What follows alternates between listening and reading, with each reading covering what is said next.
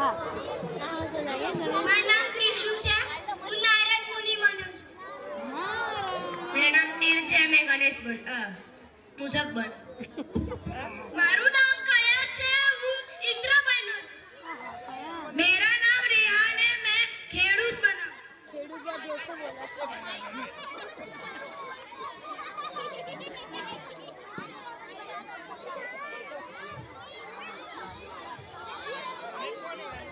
વાયુ, તમને ખબર છે આપણે ક્યાં જવાના છે? આપણે દેવી લક્ષ્મીના ઘરે જવાના છે. આ લગન ખૂબ જ સરસ થશે. બધા ઘડીની રાહ જોઈ રહ્યા છે. હા, અયોધ્યાપુરીનું શ્રેષ્ઠ લગ્ન છે. વિષ્ણુ અને મા લક્ષ્મી એક પરફેક્ટ મેચ છે.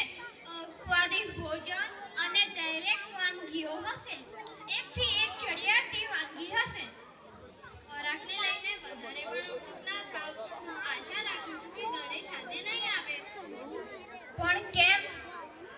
જો ગણેશ સાથે આવે છે તો અન્ય લોકો માટે ખોરાક બચે જ નહીં, તો એ કેટલું શરમજનક છે. તે તેના હાથીના માતાથી વિચિત્ર લાગે છે. તે બહુ ખાય છે. અગર આપણી વચ્ચે એવા મહેમાનો આવે તો કન્યા પક્ષ આપણા વિશે શું વિચારશે? જો ગણેશ ભગવાન આવશે તો બધાને શરમજનક લાગશે. તો આપણે કેવી રીતે ગણેશ ભગવાનને રોકવાનો પ્રયત્ન કરીએ? ચલો આપણે પ્રભુ પાસે જઈને વાત કરીને કે ઉપાય કાઢે. ચાલો.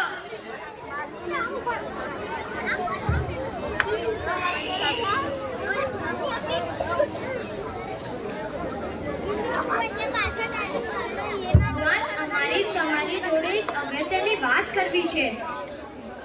ભગવાન, અમે ગણેશને લગ્નમાં લેવા નહીં માંગતા. એ લગ્નમાં એવું કરશે કે તેનાથી તેને શરમ આવશે,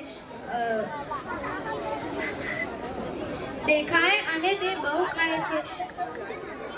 બધા આપણા વિશે શું વિચારશે? માતા લક્ષ્મી આપણા વિશે શું વિચારશે?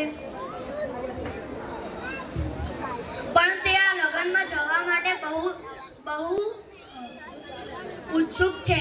જો આપણે તેને સાથે નહીં લઈ જઈએ તો તેનું હૃદય તૂટી જશે અને તે આ લગ્ન માટે મહેનત કરી રહ્યો છે.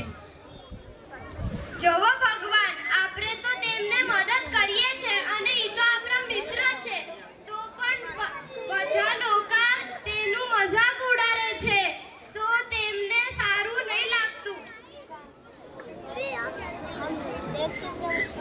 મને જોવા દો.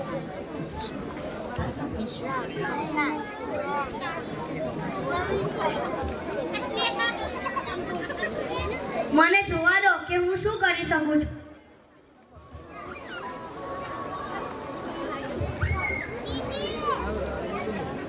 विष्णु संकोच में है. वह गणेश को छोड़ना नहीं चाहते, लेकिन वह भी नहीं जानते कि वह दूसरे के मनोरंजन का साधन बने. न चाहते हुए भी वह गणेश से बात करने के लिए जाते.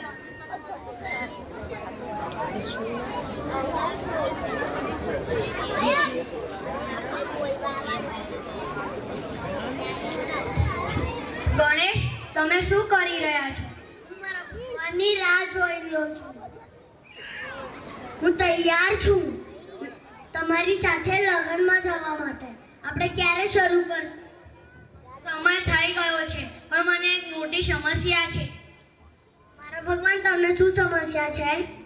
જો આપણે બધાએ લગ્નમાં જઈશું તો ઘરની રક્ષા કરવા માટે કોઈ બાકી રહેશે નહીં.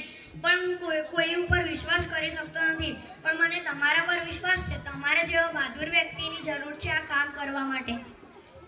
જો તમારી ઈચ્છા હોય તો હું પાછો જઈશ અને ઘરની રક્ષા કરીશ. તમે અન્ય લોકો જોડે આગળ વધો. મને વિશ્વાસ હતો કે હું તમારા પર વિશ્વાસ કરી શકું છું. આભાર. विष्णु और अन्य देवता देवी लक्ष्मी के निवास के लिए चले जाते हैं और गणेश जी विष्णु जी के घर की रक्षा कर रहे हैं. उसी समय नारद मुनि प्रवेश करते हैं.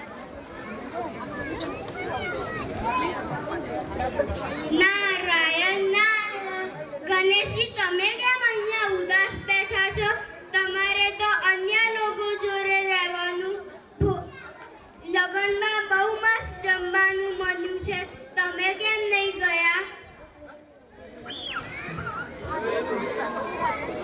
કરવામાં આવશે.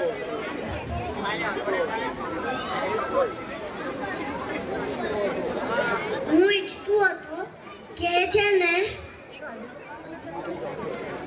કે મારે જવું હતું પણ ઘર સંભાળવા માટે કોઈ બાકી નહોતું રહ્યું અને ભગવાન વિષ્ણુ મારા સિવાય કોઈની ઉપર વિશ્વાસ કરતા નથી. ભગવાનને ક્યારથી ગામની જરૂર પડી? ભગવાન તો પૂરી દુનિયાની રક્ષા કરે છે. ભગવાન એમની દુનિયાની ના રક્ષા કરી શકે? એ તો એવું હતું, એ તમારે ના લઈ જવા માંગતા હતા. તમે તમારું માથી હાથી જેવું છે, તમે એ તમારે શરમ કરતા હતા. બિચારા ગણેશ તો બહુ નિર્દોષ છે. હા હા હા.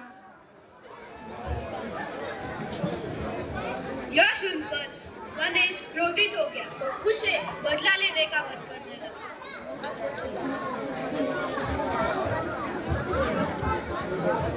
મૂષક, મારા ભગવાન, તમે મને બોલાયો. અમારા વિશ્વાસુ મિત્ર,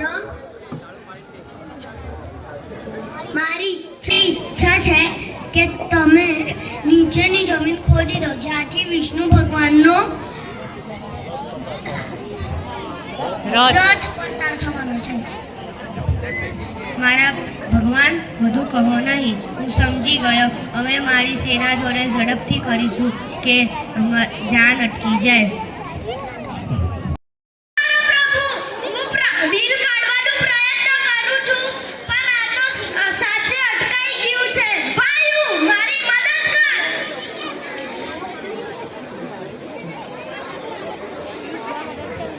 उसी समय वहां से एक किसान गुजर रहा था.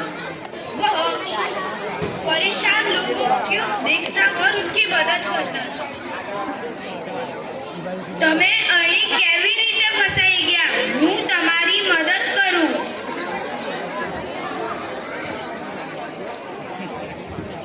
જય ગણેશ.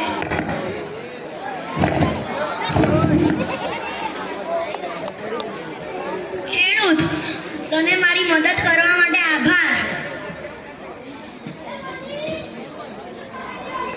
આ તમને કેવી રીતે કરી લીધું? તમે તો એક સાધારણ માણસ છો અને આપણે તો આ સાધારણ શક્તિવાળા દેવતા છે જે આપણે ના કરી શકે. તમને કેવી રીતે કરી લીધું?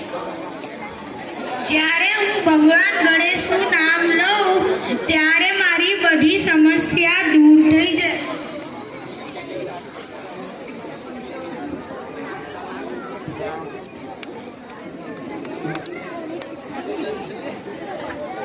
भगवान विष्णु और अन्य सभी देवता अपने साथ किए गए कृत्यों पर सभी शर्मिंदा होकर गणेश के पास गए और उनसे माफी मांगी.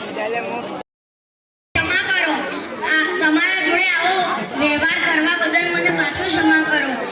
મને તમારા જોડે આવો વ્યવહાર ના કરવો જોઈએ અને કોઈ બી ભગવાન પહેલા તમારી પૂજા કરવામાં આવશે અને કોઈ બી નવા શરૂઆતને ભગવાન તમે બનશો. ભગવાન, અમે માફ કરજો.